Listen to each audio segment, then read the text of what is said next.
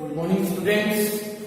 आज फिर से मैं क्लास 10th की एसएसटी का चैप्टर नंबर 1 जो कि हमारे इकोनॉमिक्स से है और चैप्टर का नाम है डेवलपमेंट, यानी जो हमारा टॉपिक है वो डेवलपमेंट है और इसका लेक्चर 2 मैं आपके सामने लेके आ रहा हूँ। इसके पहले जो लेक्चर मैंने आपको पढ़ाया था या जो टॉपिक मैंने आपको पढ़ाया था डेवलपमेंट, वो वैसे तो एक ही दिन का टॉपिक था, 40 मिनट का हमारा टॉपिक था, लेकिन उसको 2 पार्ट में मैंने बनाया है ताकि आपको आसानी से समझ में आ सके।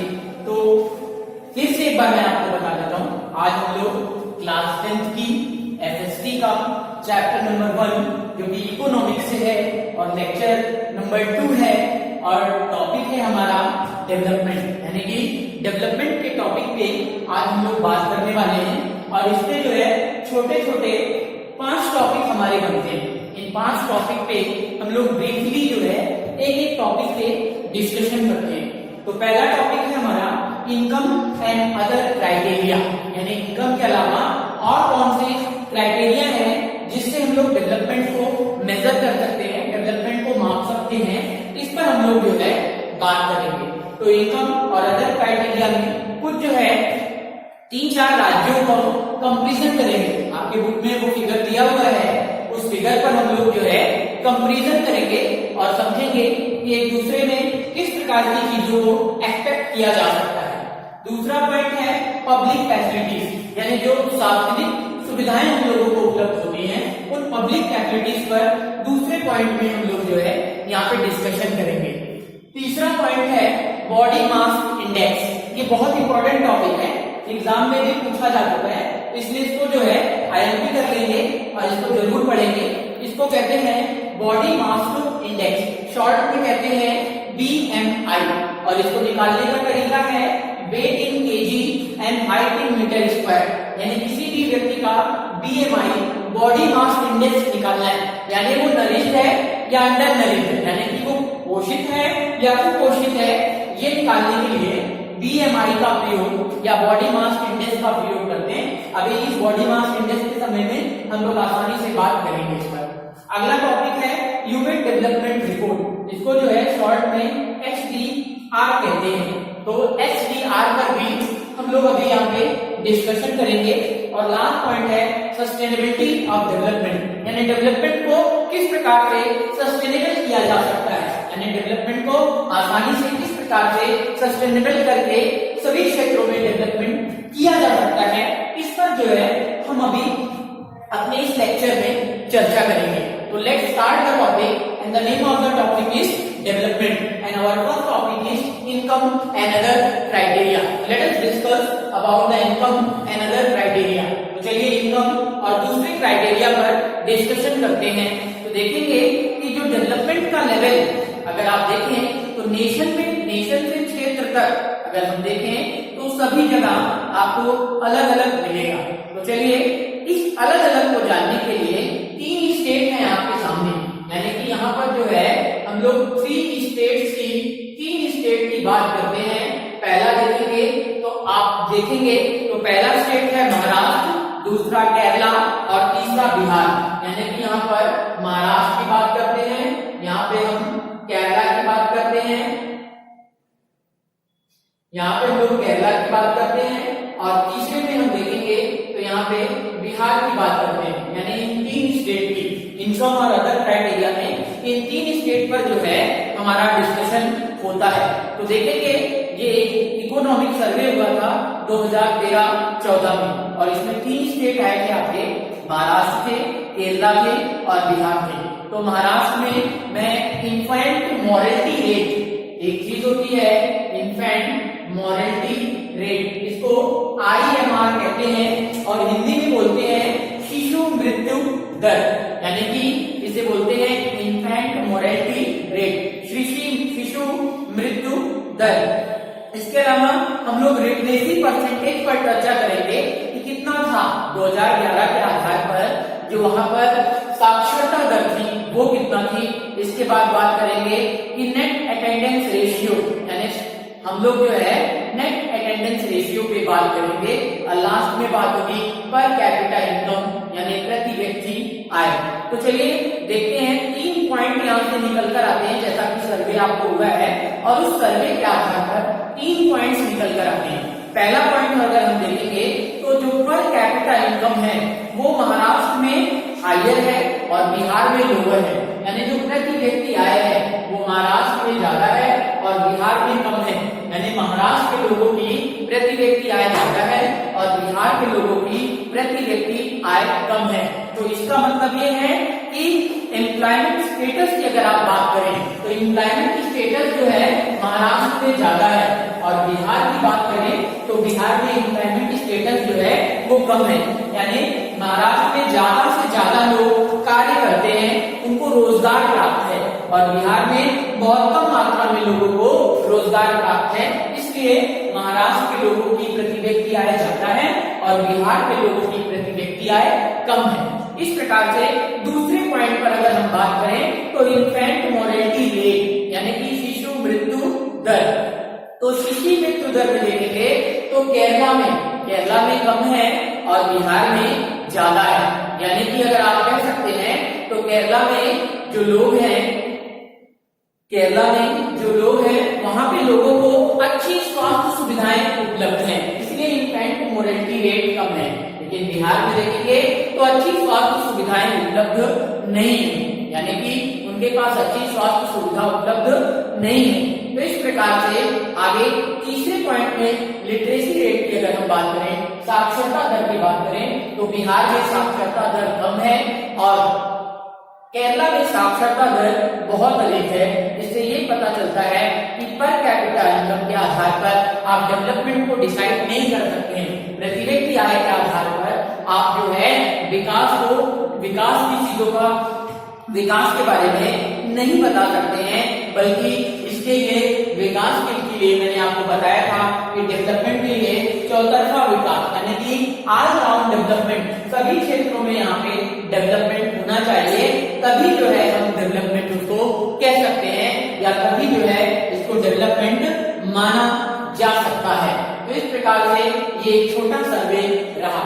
आगे जो है आपको पब्लिक फैसिलिटीज के बारे में या सार्वजनिक सुविधाओं के बारे में बता दें तो monetary development are more average income में नॉट प्राप्त यू अ बेटर लाइफ, यानी कि अगर हम मॉनेटरी सिस्टम की बात करें या पैसे की बात करें तो इससे जो है एक अच्छा जीवन नहीं बिताया जा सकता है, क्योंकि आपके पास कितना भी ज्यादा पैसा हो लेकिन उस पैसे के साथ साथ आप पोल्यूशन फ्री एनवायरनमेंट नहीं प्राप्त कर सकते हैं। पैसा भले ही आपके पास हो लेकिन आप पोल्यूशन फ्री एनवायरनमेंट नहीं ले सकते हैं, आप अनएवेटेड मेडिसिन नहीं प्राप्त कर सकते हैं, या आपको डिजीज से प्रोटेक्ट आप नहीं कर सकते। पैसा भले है लेकिन प्रोटेक्शन आपको नहीं मिल सकता है। इसी प्रकार से कुछ और पब्लिक फैसिलिटीज की बात करें, जैसे प्राइमरी है, सेकेंडरी स्कूल है, हेल्थ केयर फैसिलिटीज है, क्लीनलीनेस है, ये बहुत जरूरी है जीवन में, यानी बिना इसके जो है हम कह सकते हैं कि बिना इन पब्लिक फैसिलिटीज के जीवन में विकास नहीं हो सकता है, या यूं कहें तो जीवन को दिशा प्राप्त नहीं हो सकती है। लास्ट हमारा तीसरा पॉइंट है हमारा public distribution system. Public facilities के बाद एक पॉइंट और है जिसे कहते हैं सार्वजनिक वितरण प्रणाली, या हिंदी में बोलते हैं इसको, इंग्लिश में बोलते हैं पीडीएस और हिंदी में बोलते हैं सार्वजनिक वितरण प्रणाली। तो देखेंगे कुछ ऐसे स्टेट हैं, जैसे एक स्टेट की बात करते हैं जिसका नाम तमिलनाडु है, और तमिलनाडु की बात करें तो वहां पे जो ग्रामीण क्षेत्र के लोग हैं या वहां पर जो लोग रहते हैं वो जो है ज्यादा से ज्यादा मात्रा में सार्वजनिक वितरण प्रणाली के प्रयोग के माध्यम से अपना जो है कह सकते हैं कि अन्य वस्तुओं को प्राप्त करते हैं। लेकिन वहीं झारखंड के जो लोग हैं वो नहीं प्राप्त कर पाते हैं। तो तमिलनाडु में अगर देखें तो 75% जो ग्रामीण जनसंख्या है वो राशन शॉप का प्रयोग करती है, लेकिन झारखंड में केवल 8% लोग ही इसका प्रयोग कर सकते हैं। यहाँ पर पीडीएस का मतलब या पब्लिक डिस्ट्रीब्यूशन सिस्टम का मतलब मैंने आपको 9th में भी समझाया था। इसका मतलब होता है सार्वजनिक वितरण प्रणाली। यहाँ पर क्या होता है, पीडीएस के माध्यम से जो सरकार होती है वो कम से कम रेट में लोगों को गेहूं, चावल या अन्य खाद्यान्न उपलब्ध कराती है, जिससे खाद्यान्न जो है सभी गरीब तबके के लोगों को कम से से कम रेट पर प्राप्त हो सके, जिससे उनका अच्छा जीवन यापन हो सके। तो इस प्रकार से हमने जो है इस पर बात कर ली। अगला टॉपिक हमारा है बॉडी मास इंडेक्स। अब इस बॉडी मास इंडेक्स की बात करते हैं तो देखते हैं कि बॉडी मास इंडेक्स में कौन कौन सी चीजें आती हैं। तो अगर हम बॉडी मास की इंडेक्स की बात करें तो डेवलपमेंट के लिए सबसे जरूरी होता है न्यूट्रिशन, यानी कि आपको अगर आपका विकास करना है तो विकास के लिए पोषक तत्वों का होना बहुत जरूरी है। और अगर हम बात करें तो अंतरराष्ट्रीय रूप से एक वयस्क का कितना BMI होना चाहिए, वो पोषक तत्वों को प्राप्त कर रहा है कि नहीं कर रहा है, ये जो है BMI के माध्यम से निर्धारित कर दिया गया है। तो BMI या बॉडी मास इंडेक्स निकालने के लिए मैंने आपको बताया था कि किसी भी व्यक्ति का वेट किलोग्राम में और हाइट मीटर में जो है अगर हम दोनों को भाग दे दें वेट और हाइट को, तो उसका BMI यानी कि बॉडी मास इंडेक्स आसानी से निकाला जा सकता है।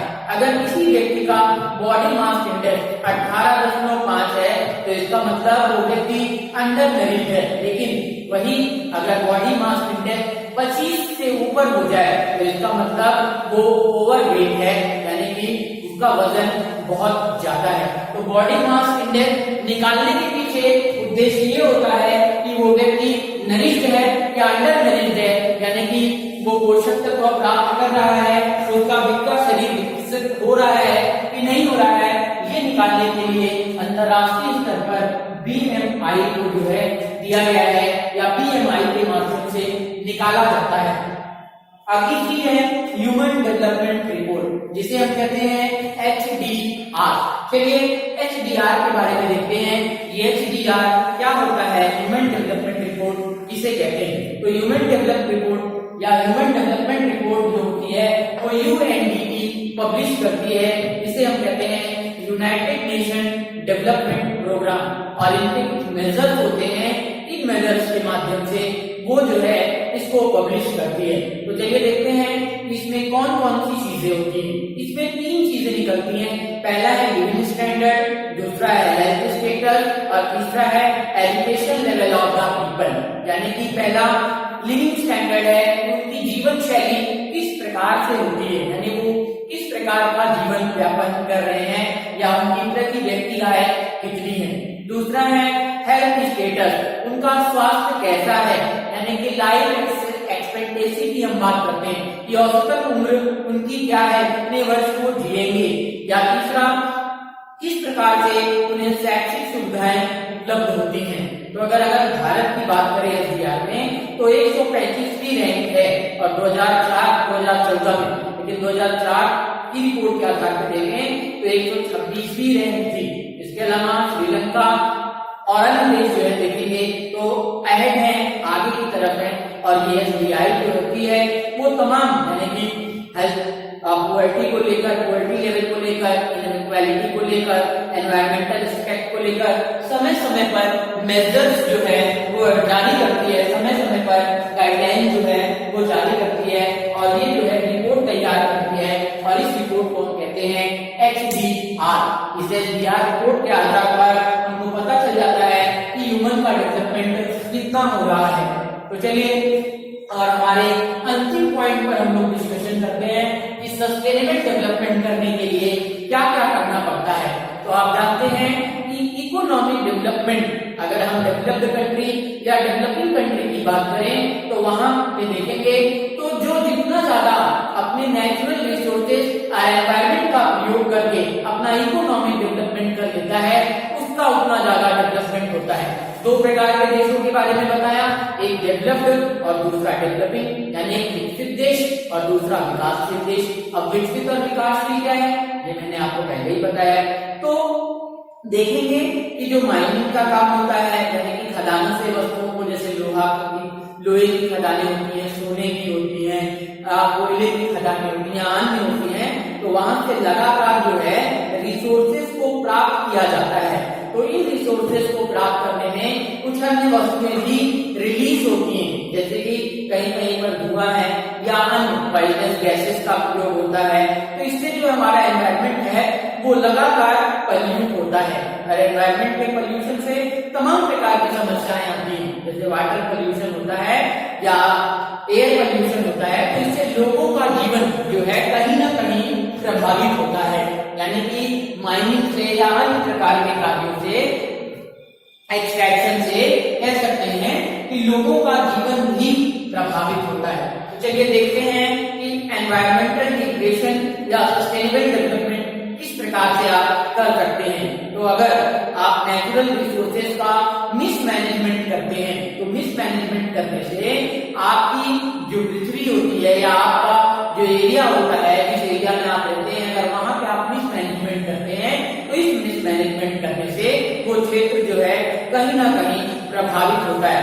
तो चलिए देखते हैं कि कौन कौन से एग्जाम्पल हैं जिस एग्जाम्पल के माध्यम से आप जो है एनवायरमेंटल डिग्रेडेशन को या एनवायरमेंटल डिग्रेडेशन जो है आपको दिखाई पड़ता है। जैसे ग्राउंड वाटर की बात करें, भारत में भूमिगत जल की बात करें, तो भूमिगत जल लगातार जो है कम हो रहा है। क्यों कम हो रहा है? क्योंकि जितने भी ग्रामीण क्षेत्र हैं, जितने भी शहरी क्षेत्र हैं, लगातार इस जल का दोहन किया जा रहा है, लगातार इस जल का या यूं कहें तो ओवर इरिगेशन जो है वो किया जा रहा है, जिससे 40% जो है अंडरग्राउंड वाटर जो है डिक्लाइन हो जा रहा है। इसके अलावा हमारे प्राकृतिक संसाधन भी कम हो रहे हैं, क्योंकि प्राकृतिक संसाधनों में जैसे कोयला है, जैसे अन्य खनिज है, तो इन चीजों का भी प्रयोग जो है अधिकांश मात्रा में किया जा रहा है। और इतना ज्यादा दोहन होने की वजह से, इतना ज्यादा ओवर यूज होने की वजह से, ओवर एक्सट्रैक्शन होने की वजह से हमारा जो है वो डिग्रेडेशन पर जो है एनवायरमेंट जो है वो डिग्रेड हो जा रहा है। तो इस प्रकार से इतने टॉपिक पर आज के लेक्चर में हमने डिस्कशन किया है। आगे इसका पीडीएफ भी आपको मिलेगा, लेकिन इसके अलावा आपको शॉर्ट और लॉन्ग क्वेश्चन भी देखने हैं। तो शॉर्ट में आप जो है इसके सभी लगभग 9 क्वेश्चन है, और लॉन्ग में 1, 5, 1, 3, 1, 2, 3। शॉर्ट में जो है सभी क्वेश्चन को जो है आप पढ़ेंगे, और लॉन्ग में देखेंगे तो 1, 3 और 2, यानी कि 1, 2 और 3 जो है आप सॉल्व करेंगे। किसी भी प्रकार की कोई समस्या आने पर कमेंट के माध्यम से पूछें।